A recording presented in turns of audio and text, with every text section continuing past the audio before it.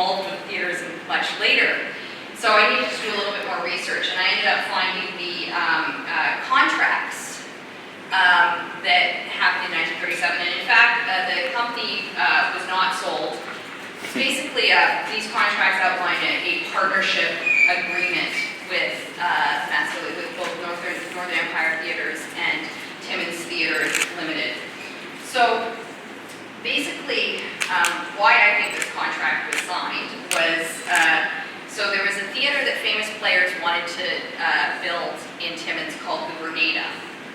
And in this agreement, they were going to transfer this theatre to the Timmins Theatres Limited. So if you think about it, if the Grenada had been built and Famous Players had access to all of these first-run films, it would have been a very poor, bad thing for the Timmins theaters. They would have had access to films, and there would be this other theater that would be showing all the best films. So I think that many people said, some of the people I interviewed said that they had kind of put the squeeze onto them. So this could be an indication. And what the Famous Players got in return was a theater that Mascioli was building in North Bay called the Quintland. So basically what happened was that the Famous Players would rent the theaters, and the profits would be divided 50-50 under this contract. The contract with the Northern Empire seemed to maintain autonomy, but the contract guaranteed that the Timmins theaters would get all of the first-run films. So, Famous Players, as I was saying, that there's a man named Hansen that bought these theaters. So, who is he? Well, I believe after the White Commission, Famous Players was kind of concerned about having their name out there as acquiring all these theaters, so they would form these shell companies. And Oscar Hansen was the right-hand man of Nathanson, who had the Hansen's theater company, and this was the agreement that Hansen would oversee the Famous Players theaters. Okay, so now we're going to get to sort of the very, very sad moment in the history of Timmins. This was when Leo Mascioli and his brother were arrested. They were one of 30,000 Italians to be arrested on June 10th, 1940. And actually, my own grandfather, who lived in Timmins, remembers being arrested that day. Most of the people who were arrested were released, but 600 were sent to an internment camp at Awawa. It's interesting to note that many of the attorneys were business owners, and Price Waterhouse, acting as custodians for the government, took over many of these businesses. So this is a quote from someone I interviewed in Timmins last summer, who said, "We had a very large Italian community. And why did they take Mr. Mascioli? Well, it was some sort of warning. Stay in line, we'll put you in jail too. One way to scare people. If Mr. Mascioli was in jail, anyone could be put in jail. It made everyone conscious." So, how does this relate to vertical integration? Well, I found through the records from Archives Canada, which had all the records from Price Waterhouse, that during this time, Hansen was trying to get more control of theaters. So this memo outlines that Hansen, the day Mascioli arrested, was calling the authorities. This next memo shows that Hansen sent a representative right away to apparently try to take over the operations. In this memo, Price Waterhouse is talking about that Hansen was asking to be given authority over the managers, because under the original agreement, Mascioli still maintained, the Timmins Theatre still maintained control of the managers, and they wanted control. And finally, in this last memo, they're asking that Hansen should be paid a retainer for the management of the Mascioli theaters. So, I mean, Dan Mascioli was obviously able to maintain operational control, but it is interesting to note that Hansen, acting for Famous Players, was attempting to use Mascioli's internment to his advantage. At least the documents seem to point to that. Okay, so now I've talked all about that. We'll finally get into the theaters. Maybe this is why people are coming there. Why isn't she talking about the theaters? So, here's a map of all of the theaters in Timmins that I did, except I haven't, the first two empires are not on there. I just have the new empire. So you can see most of the theaters are sort of congregated around 3rd Street. They're very much within central Timmins, and all of the theaters still stand today. So I'm going to go one by one, the earliest theaters. I'm going to talk a little bit about what they were like, what kind of shows they played, and also, as I sort of intersperse throughout the rest of the talk, some of the memories of from people that I interviewed last summer. So, the New Empire. The New Empire Theatre opened in October 1916 and had 584 seats. So this was on 3rd Street, up the street from the Second Empire Theatre. And this is the opening ad for the theatre. And what's interesting to note is that it says all proceeds will be donated to the Timmins branch of the Red Cross Society. This was a common practice. When they opened up a new theatre, they would be donated to charity, often to the Children's Aid. This happened with almost all of the openings that I wanted to note. So what kind of shows did they play at the theatres? Well, one of the most common shows that I found were Bluebird photo plays.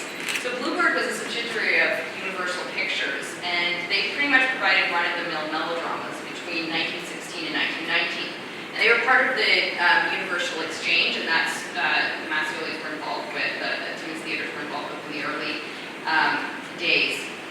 So I found an ad from Bluebird that listed Pete Barbasoto in it, and he apparently sent them a telegram that said, "Bluebirds, 3 godfathers play to capacity houses. Shoot us all the bluebirds you can. They get the dough." So not many people had too many vivid memories of the Empire because it was the first of the theaters to close. But some of the older residents that I interviewed did remember it, and particularly they remembered the beautiful interior and the molding. And people said that thank God they kept it, because this is one of the interiors that has been kept. I don't know if people have been to the retirement. I'm not sure if it's a retirement community center. That's where it stands, and you can see here. This is the molding. It really was quite breathtaking, and still is today. So the next theater is the Goldfields Theater, and this opened January 1925 and had 847 seats. It was described by residents as not being as fancy as the others, but it was large. So there was a fire at the Goldfields, and it reopened in May 9, 1929, and shortly thereafter, that's when the Goldfields had the first talkies in Timmins. So in Toronto, the first talkies were in 1928, so it wasn't too long after that they came to Timmins. So what are some of the memories that people have of the Goldfields? Well, one of the most prominent memories was that it showed cowboy and westerns, and they would have serials each week to follow up until the end. Another thing people remember about the Goldfields is that they had live shows, and here is an ad from the Kiwanis Club where they would have a show there. So it's sort of, some of these theaters did maintain the practices of the earlier theaters of showing live acts at the show. I'm just going to skip through this, and we'll go to the Palace next. Okay, so the Palace opened up in February 1936, and can be really remembered as the jewel in the crown of the Mascioli film empire, as it had 1,248 seats, and it was just a gorgeous, gorgeous theater. This is, the theater here was located next to the Empire Block, the current location of the Palace Plaza.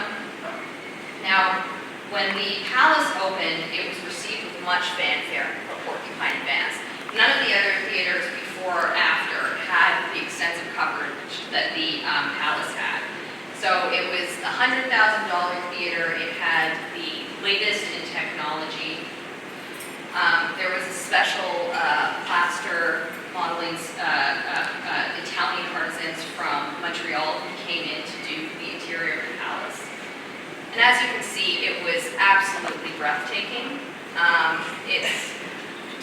one of my favorite theaters, and I do always feel very sad when I go into the Palace Plaza. Apparently the original molding is still underneath, so it would be amazing if one day it might be restored. I don't know, we'll see. So I'm going to go into a little bit about the coverage of the opening. And the other articles were from February 6th, the day before it opened. And this was the after it opened. This was a sort of a thank you letter from Leo Mascioli, and he's talking about how the detail that they used and the time they spent to build this theater. And he also said that the auditorium is fireproof and acoustically perfect, and they used the best equipment that was available. So it really was the movie Palace of the North. So the first movie to show at the Palace was Eddie Cantor's Strike Me Pink. And it's really interesting going through the Porcupine events. I see a lot of Eddie Cantor movies. And now there were a lot of Eddie Cantor movies just in general, but Eddie Cantor was definitely very popular in Timmins as throughout the rest of Canada, but definitely Timmins. So I just wanted to show people a clip from this. This was from the opening of the Palace Strike Me Pink, 1936. Why did you tell the attendant to stop the wheel when we get to the top? That's the only way we can be alone, Joyce. Why, Eddie. You may call me Mr. Pink. Well, here we are, all up in the air. Miss Lennox, I've lived with this moment all my life. Miss Lennox, I love you. Why, Eddie, isn't this just a sudden gust of passion surging through your veins? No, I worshipped you from the first time I saw your picture in the paper.